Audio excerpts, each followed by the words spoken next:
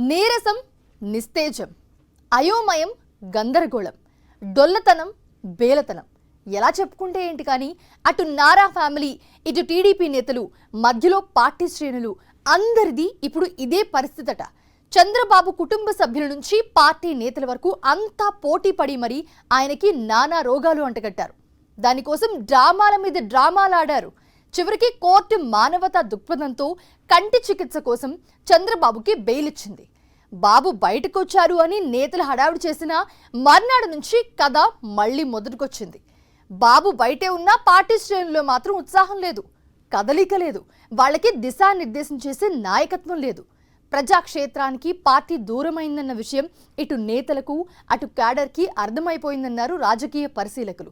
అటు నారావారు ఫుల్ టెన్షన్లో ఉంటే ఇటు పార్టీ కేడర్ ఫుల్ గందరగోళంలో ఉందట. దీనిపైనే ఇవాల్టి మ్యాగజైన్ స్టోరీ. అత్తా కోడళ్ళు ఎక్కడా కనిపించడం లేదు.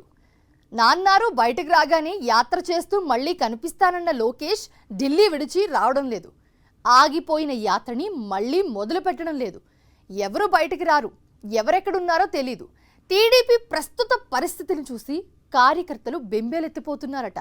చంద్రబాబు బయటకు రాగానే ఏదేదో అయిపోతుందని నాయకులు ఊదరగొట్టారని, ఇప్పుడు పార్టీలో ఏమవుతుందో ఎవ్వరికీ అంతుపట్టడం లేదని క్యాడర్ తలలు పట్టుకుంటుందట.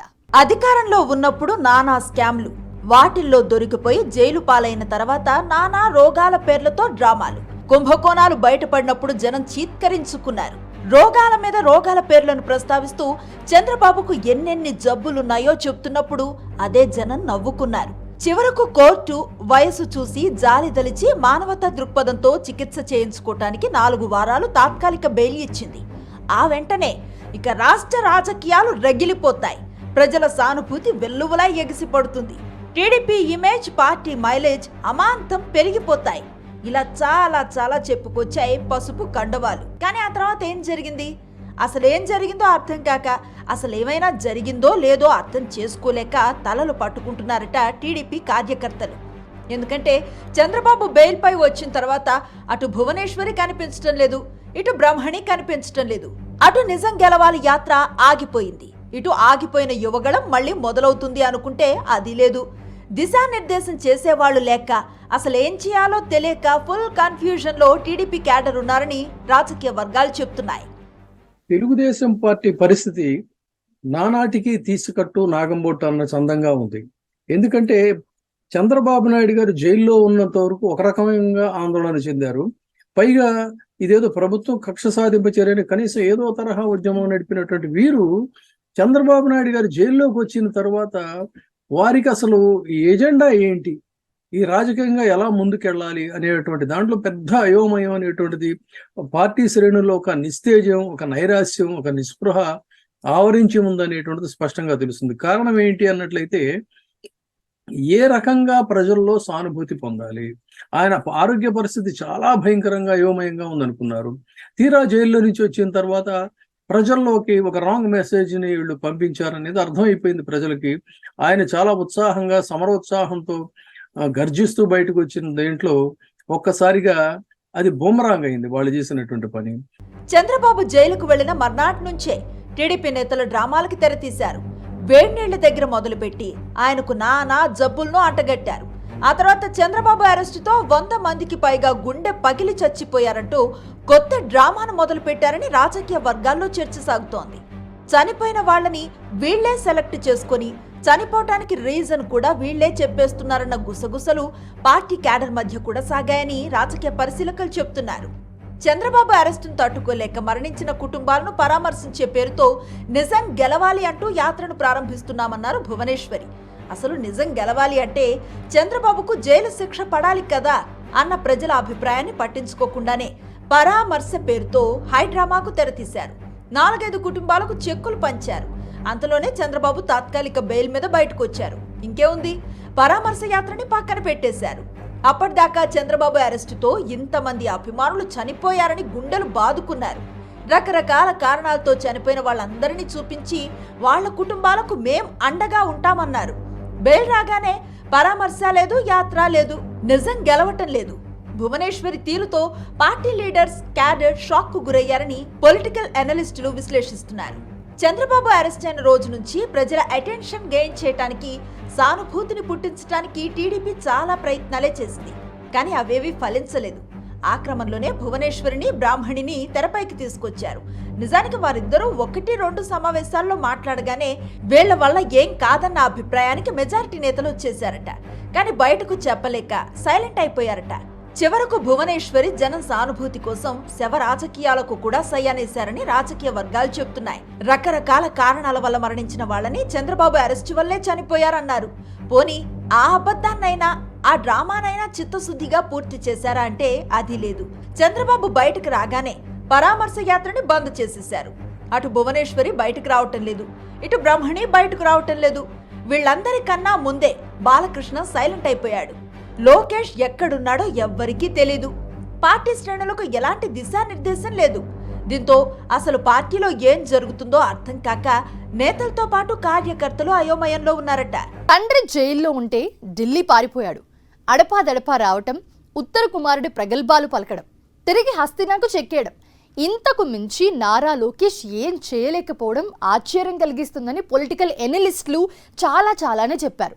ఆ ఎపిసోడ్ అయింది. చంద్రబాబు తాత్కాలిక బెయిల్ మీద బయటకొచ్చారు. మరి సుపుత్రుడెక్కడా? ఢిల్లీలో చక్రం తిప్పడానికి ఇంకా ప్రయత్నాలు చేస్తున్నారని తెలుగు తమ్ముళ్లు చెప్తున్నారు. అసలు లోకేష్ రకరకాల సాకులు చెప్తూ ఎందుకు దాక్కుని తిరుగుతున్నాడన్నది రాజకీయ వర్గాల్లో బిగ్ డిస్కషన్ పాయింట్ అయింది. ఇప్పుడు లోకేష్ ఎక్కడా? ఈ ప్రశ్న చంద్రబాబు అరెస్ట్ అయినప్పటి నుంచి వినిపిస్తూనే ఉంది. పొలిటికల్ ఎంట్రీ ఇచ్చి దశాబ్దం దాటినా ఇప్పటికీ ట్రోలింగ్ ఫ్రెండ్లీ పర్సనాలిటీ నుంచి బయటపడటం లోకేష్కి సాధ్యం కావటం లేదు. ఎమ్మెల్యే ఓడిపోయి మంత్రిగా పనిచేసిన, షాడో సీఎంగా వ్యవహరించిన, సీరియస్ లీడర్గా తనను తాను ఎక్స్పోజ్ చేసుకోవటంలో లోకేష్ ఘోరంగా విఫలం అవుతూనే వచ్చారని రాజకీయ వర్గాలు చెప్తున్నాయి. చంద్రబాబు అరెస్టు కాగానే తన నాయకత్వ లక్షణాలను నిరూపించుకోవటానికి లోకేష్కి ఇది మంచి అవకాశమని పొలిటికల్ ఎనలిస్టులు సైతం విశ్లేషించారు. కానీ అందరినీ ఆశ్చర్యపరుస్తూ ఢిల్లీలోనే కాలం గడుపుతూ వచ్చాడు లోకేష్. చంద్రబాబు తాత్కాలిక బెయిల్ మీద బయటకు వచ్చిన తర్వాత కూడా హస్తినలోనే లోకేష్ ఉండటం ఇప్పుడు పార్టీలోనూ హాట్ టాపిక్గా మారింది. రకరకాల సాకులు చెప్తూ లోకేష్ ఎందుకు ఢిల్లీలోనే ఉంటున్నాడు? చంద్రబాబు అరెస్ట్ అయినప్పుడు నా తండ్రిని కలవటానికి నన్ను అనుమతించరా అంటూ అంతెత్తున ఎగిరిన లోకేష్ ఇప్పుడు బెయిల్ మీద బయటకు వచ్చిన తండ్రితో ఉండకుండా ఢిల్లీలో ఏం చేస్తున్నాడన్నది రాజకీయ వర్గాల్లోనూ చర్చనీయాంశంగా మారింది. ఎవరిని చూసి లోకేష్ భయపడుతున్నాడన్నది ఆసక్తికరంగా మారింది. నిజానికి చంద్రబాబు అరెస్ట్ అయినప్పుడు జాతీయ పార్టీ నుంచి మద్దతు కూడగట్టడానికి లోకేష్ కొన్ని ప్రయత్నాలు చేశారు. కానీ అవేవి ఫలించలేదు. చంద్రబాబు అవినీతి విశ్వరూపం చూసిన జాతీయ పార్టీలు, జాతీయ స్థాయి నేతలు మనకెందుకీ తలనొప్పి అంటూ దూరంగా ఉన్నారు. ఆ తర్వాత న్యాయవాదులతో చర్చల పేరుతో ఢిల్లీలో ఉంటున్నట్లుగా ప్రచారం చేశారు. చంద్రబాబు కేసులు వాదిస్తున్న న్యాయవాదులు దేశంలోనే పేరున్న అడ్వకేట్స్. వారికి సలహాలిచ్చి వారితో చర్చించేంత సీన్ లోకేష్కి లేదని అప్పుడే ఆ తరహా ప్రచారాన్ని రాజకీయ పరిశీలకులు కొట్టిపారేశారు. చివరకు లోకేష్ చేసిందేంటంటే బీజేపీ అధిష్టానాన్ని ప్రసన్నం చేసుకోవటానికి కింద మీద పట్టవే. ఆ క్రమంలోనే బీజేపీలో ఉన్న టీడీపీ ఎంపీలతో తన పెద్దమ్మ పురంధేశ్వరి సాయంతో విశ్వ ప్రయత్నాలు చేసి అమిత్ షాతో అపాయింట్మెంట్ను తీసుకున్నారు. కానీ అక్కడ లోకేష్ సాధించిందేం లేదు. ఈ వయస్సులో తన తండ్రిని అరెస్టు చేశారంటూ సెంటిమెంట్ ప్లే చేసే ప్రయత్నం చేస్తే చట్టం తన పని తాను చేసుకుపోతుందని అమిత్ షా క్లారిటీ ఇచ్చారట. ఇదంతా చంద్రబాబు తాత్కాలిక బెయిల్ మీద విడుదల కావటానికి ముందు జరిగిన ఎపిసోడ్. చంద్రబాబుకి కేవలం 4 వారాల పాటు కంటి చికిత్స కోసం కోర్టు బెయిల్ ఇచ్చింది. సహజంగా ఈ 4 వారాలు తండ్రితోనే లోకేష్ ఉంటారని అంతా భావించారు. కానీ మళ్ళీ హస్తిన ఎపిసోడ్ని రిపీట్ చేశారు లోకేష్. బెయిల్ మీద బయటకు వచ్చిన తండ్రితో ఉండటానికి మించిన రాజకార్యాలు లోకేష్కి ఢిల్లీలో ఏమున్నాయన్న దానిపై రాజకీయ వర్గాల్లో జోరుగా చర్చ సాగుతోంది. ఇప్పటికీ బీజేపీ అధిష్టానాన్ని ప్రసన్నం చేసుకునే ప్రయత్నాలను లోకేష్ కొనసాగిస్తున్నారని ఢిల్లీ వర్గాలు చెబుతున్నాయి. ఇటు తెలంగాణలో జెండా ఎత్తేసి పార్టీని నమ్ముకున్న నేతలను, కార్యకర్తలను నిలువునా ముంచేసి తమ ఓటు బ్యాంకును కాంగ్రెస్ కు మళ్లించడానికి రెడీ అయిపోయారు చంద్రబాబు. తెలంగాణలో బీజేపీకి వ్యతిరేకంగా కాంగ్రెస్ కి జై కొడుతూ మళ్ళీ బీజేపీ అధిష్టానాన్ని ప్రసన్నం చేసుకోవటానికి లోకేష్ ప్రయత్నాలు చేయటంపై పొలిటికల్ సర్కిల్స్ లో పెద్ద చర్చే సాగుతోంది. చంద్రబాబు కుట్రలు, కుతంత్రాలు గురించి పూర్తిగా తెలిసే టీడీపీని బీజేపీ పక్కన పెట్టిందని, ఎట్టి పరిస్థితుల్లోనూ టీడీపీని దగ్గరికి రానివ్వదని రాజకీయ పరిశీలకులు తేల్చి చెబుతున్నారు. మరోవైపు కేవలం బీజేపీ హైకమాండ్ ని ప్రసన్నం చేసుకోవటానికే ఢిల్లీలో లోకేష్ మకాం వేయలేదని, అరెస్టు భయం ఆయన్ను వెంటాడుతోందని రాజకీయ వర్గాలు చెప్తున్నాయి. అలానే చంద్రబాబు బయటికి రాగానే యువగళం యాత్రను మళ్లీ మొదలు పెడతానని లోకేష్ గతంలోనే చెప్పారు.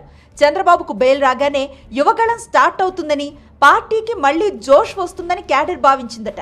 కానీ దానికి విరుద్ధంగా లోకేష్ చలో ఢిల్లీ అనేశారు. అత్యంత క్లిష్ట సమయంలో పార్టీని కాదని, తండ్రిని కాదని లోకేష్ హస్తినలో ఏం చేస్తున్నారన్నది $1 మిలియన్ ప్రశ్నగా మారిందంటున్నారు రాజకీయ పరిశీలకులు. నిజం గెలవాలన్నారు భువనేశ్వరి. నిజం గెలవాలంటే చంద్రబాబుకి శిక్ష పడాలంటోంది ప్రజాక్షేత్రం. ఈలోపు తాత్కాలిక బెయిల్ మీద చంద్రబాబు బయటకొచ్చారు. అప్పటిదాకా హడావిడిగా సాగిన పరామర్శ యాత్రని పక్కన పెట్టేశారు భువనేశ్వరి. బెయిల్ గడువు పూర్తి కాగానే మళ్లీ డ్రామా మొదలవుతుందన్న గుసగుసలు రాజకీయ వర్గాల్లో తెగ హల్చల్ చేసేస్తున్నాయి. చంద్రబాబు బయటే ఉన్నా అటు నారా ఫ్యామిలీని టెన్షన్ వీడటం లేదు, ఇటు క్యాడర్ని గందరగోళం వదిలిపెట్టడం లేదు. అసలు టీడీపీలో ఏం జరుగుతోంది? చంద్రబాబు అరెస్టు సమయంలో విపరీతమైన సానుభూతి వస్తుందని టీడీపీ భావించింది. కానీ జరిగింది మాత్రం వేరు. ప్రజలే కాదు, చివరకు టీడీపీ క్యాడర్ కూడా చంద్రబాబు అరెస్టును పట్టించుకోలేదు, రోడ్లపైకి రాలేదు. దీంతో భువనేశ్వరి బ్రాహ్మణులను తెరపైకి తెస్తే సానుభూతి వర్కౌట్ అవుతుందని టీడీపీ నేతలు అంచనా వేశారు. అది కూడా వర్కౌట్ కాలేదు. గత్యంతరం లేని పరిస్థితుల్లోనూ పెద్దగా ప్రయోజనం ఉండదన్న విషయం తెలిసినా భువనేశ్వరితో నిజం గెలవాలి యాత్రకి రంగం సిద్ధం చేశారని రాజకీయ వర్గాలు చెబుతున్నాయి. కానీ అసలు ఆ యాత్రకి పెట్టిన పేరే బూమరాంగ్ అయింది. నిజం గెలవాలంటే ముందు విచారణ జరగాలి, తప్పేదో ఒప్పేదో తేల్చడానికి వీలుగా అన్ని కోణాల్లో దర్యాప్తు జరగాలి. కానీ భువనేశ్వరి నిజం గెలవాలి అంటుంటే చంద్రబాబు మాత్రం తొలి నుంచి అసలు నాపై విచారణే జరగటానికి వీల్లేదంటూ వస్తున్నారు.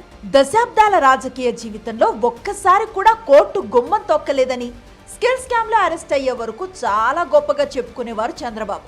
కానీ అదే చంద్రబాబు పదుల సంఖ్యలో తనపై ఉన్న కేసుల మీద స్టేలు తెచ్చుకున్నారు. స్టేలతో కేసుల మీద విచారణ జరగకుండా అడ్డుకున్నారు. ఇక ఇప్పుడైతే స్టే కూడా కాదు, అసలు స్కిల్ స్కామ్ కేసునే కొట్టేయాలంటూ ఏకంగా సుప్రీంకోర్టునే ఆశ్రయించారు. భువనేశ్వరి నిజం గెలవాలి అంటున్నారు కాబట్టి ముందు ఆవిడ చంద్రబాబు మీద ఉన్న కేసులపై స్టేలను తొలగించేలా ఆయన ఒప్పించాలని ప్రజాక్షేత్రంలో చర్చ సాగింది. అలానే స్కిల్ స్కామ్ నుంచి సిఐడి చెబుతున్న స్కాములన్నింటిపైన విచారణకు పూర్తిగా సహకరించేలా చంద్రబాబును ఒప్పించాలన్న చర్చ కూడా నడిచింది. ప్రజల నుంచి సానుభూతి రాకపోగా పార్టీని మరింత ఇబ్బంది పెట్టే విధంగా మారింది నిజం గెలవాలి యాత్ర. చంద్రబాబుకు బెయిల్ రాగానే ఆ యాత్రని పక్కన పెట్టేశారు. చంద్రబాబు నాయుడు గారి వల్ల 100 మంది గుండె పగిలి చనిపోయారు, వారిని పరామర్శిస్తానని చెప్పినటువంటి వారు జైల్లోంచి వచ్చిన వెంటనే ఆ కార్యక్రమం ఆగిపోయింది. నిజం గెలవాలి అని చెప్పని అన్నారు, ఆ కార్యక్రమం ఆగిపోయింది. చంద్రబాబు నాయుడు గారు బయటకు వచ్చిన తర్వాత మళ్ళీ తిరిగి యువగళాన్ని పునరుద్ధరిస్తాను, జనంలోకి వెళ్తానన్న లోకేష్ ఇంతవరకు ఆ కార్యక్రమం గురించి ఎక్కడా మాట్లాడడం లేదు. ఇన్ని రకాల అయోమయాల మధ్య ఇంకొక వైరుధ్యం ఏంటన్నట్లయితే, ముఖ్యంగా తెనాలి లాంటి కొన్ని నియోజకవర్గాలను తీసుకున్నట్లయితే తెలుగుదేశం పార్టీ శ్రేణులు జనసేనతో కలిసి ప్రయాణం చేయడాన్ని ఏమాత్రం జీర్ణించుకోలేకపోతున్నారు, రగిలిపోతున్నారు లోపల. ఒక రకంగా ఈ నిశ్శబ్దం ఎప్పుడు బద్దలవుతుందనేటువంటిది కూడా చెప్పలేనటువంటి స్థితిలో ఉంది. ఇన్ని రకాల సవాళ్ళని సమర్థంగా ఎదుర్కొని జనం ముందుకు ఎలా వెళ్ళాలి అనే దాంట్లో అటు నాయకుల్లోనూ ఇటు వీళ్ళలో కూడా గందరగోళం ఇదయ్యి జనసేనతో మనం కలిసి వెళ్ళటం ఏంటి అనేటువంటి దాన్ని కొంతమంది బాహాటంగానే వ్యక్తం చేస్తున్నారు. ఇకిప్పుడు జనసేనతో కలిసి ప్రజల ముందుకు వెళ్లే వ్యూహానికి పదును పెడుతున్నారు. దీన్ని పక్కన పెడితే పార్టీ నేతలకు దిశానిర్దేశం చేసేలా, పార్టీ క్యాడర్లో ఉత్సాహాన్ని నింపేలా ఎలాంటి కార్యకలాపాలు జరగకపోవటం టీడీపీ శ్రేణులను అయోమయానికి గురి చేస్తోంది. బెయిల్ గడువు ముగిసిన తర్వాత చంద్రబాబు జైలుకు వెళ్ళాక భువనేశ్వరి బయటకొచ్చి నిజం గెలవాలని తిరిగి యాత్రను మొదలు పెడితే జనం నవ్వుతారని పార్టీలో గుసగుసలు వినిపిస్తున్నాయట. చంద్రబాబు అరెస్ట్ అయినప్పుడు ప్రజల నుంచి కనీస స్పందన కూడా రాలేదంటే పార్టీ ఎంత ప్రమాదకర స్థితిలో ఉందో అర్థమవుతుందని. కానీ పరిస్థితిని చక్కదిద్దే దిశగా లోకేష్తో సహా ఎవరూ ముందుకు ఎందుకు రావటం లేదన్న చర్చ రాజకీయ వర్గాల్లో సాగుతోంది. చంద్రబాబు బెయిల్ మీద బయటకు రాగానే ఆయన పూర్తిగా ఆరోగ్యంగా ఉన్నారని, అప్పటిదాకా ఆయన ఆరోగ్యం కేంద్రంగా అల్లిన కథలన్నీ అబద్ధాలే అని తేలిపోయింది. ఇది కూడా పార్టీకి నష్టం చేకూర్చిందని పొలిటికల్ సర్కిల్స్ చెప్తున్నాయి. ఇలా ప్రతి దశలోనూ జనం ముందు పార్టీ నవ్వుల పాలవుతున్నా ఎవ్వరూ పట్టించుకోకపోవటం క్యాడర్ను ఆందోళనకు గురి చేస్తోంది. జనసేనతో కలిసి కార్యక్రమాలు చేయటం మినహా మనం ఏం చేయలేమా అన్న చర్చ టీడీపీ నేతల్లోనూ జోరుగా సాగుతోందట.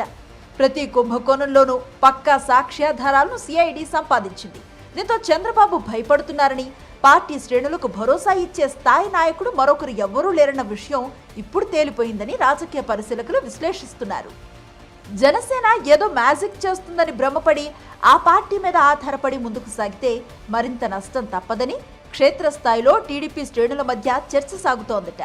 ఇలా అనేక కోణాల్లో పార్టీని అయోమయం కమ్మేసిందని, ఈ పరిస్థితి నుంచి రక్షించేదెవరో తెలియక అల్లాడుతోందట టీడీపీ క్యాడర్. ఇది వాళ్ళ మ్యాగజైన్ స్టోరీ.